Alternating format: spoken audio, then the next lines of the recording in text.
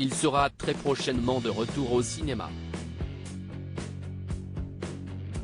Le 24 avril 2023, les spectateurs retrouveront Samuel Le Bihan dans le film Ma langue au chat.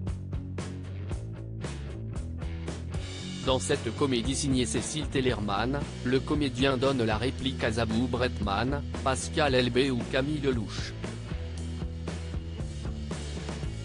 Et si est-il dans le cadre de la promotion de ce projet que l'héros de la série Alex Hugo, qui cartonne sur France 3, a accepté de répondre aux questions du journal Libération.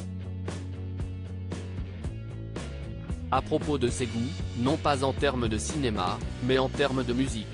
C'était grotesque et puis je suis parti en fou rire si est dans cette sorte de portrait chinois musical que Samuel Le Bihan a raconté une anecdote folle. Alors qu'il évoquait la chanson qu'il choisirait pour son propre enterrement, l'acteur de 57 ans s'est souvenu d'un moment très étrange survenu le jour de l'enterrement d'un ancien beau-père à cause, justement, de la bande-son sélectionnée par la famille. Quand il est mort, l'employé des pompes funèbres a annoncé d'un ton très solennel que nous allions nous recueillir autour de ses musiques préférées pour un dernier au revoir, raconte-t-il. J'ai donc vu son cercueil partir sur Viva España. J'étais choqué, c'était totalement inapproprié de voir cet homme admirable partir sur cette musique de fête ridicule. C'était grotesque et puis je suis parti en fou rire. Samuel s'est sans doute mal exprimé, c'était plus surréaliste que grotesque. Ce n'est en aucun cas le père de Stéphania, sa compagne actuelle, et un mauvais amalgame a été fait. Pour autant, Samuel Le Bihan préférerait, pour ses propres funérailles, un son plus grave et solennel, comme le Requiem de Fauré ou la suite N-3 en do majeur de Bach.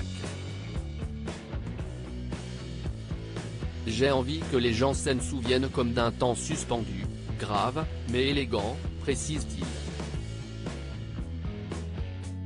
Ce qu'il n'indique pas, en revanche, si est de quelle relation il parle, si ce n'est qu'il ne s'agit pas du tout de sa plus récente compagne Stéphania Christiane.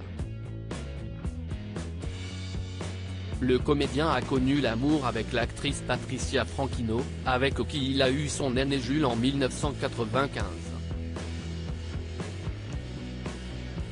Il a ensuite vécu une idylle avec Daniel Abeille, avec qui il a accueilli Angia en 2011. Il a finalement été in love dans Jivua, la mère de sa fille Emma Rose, née en 2018.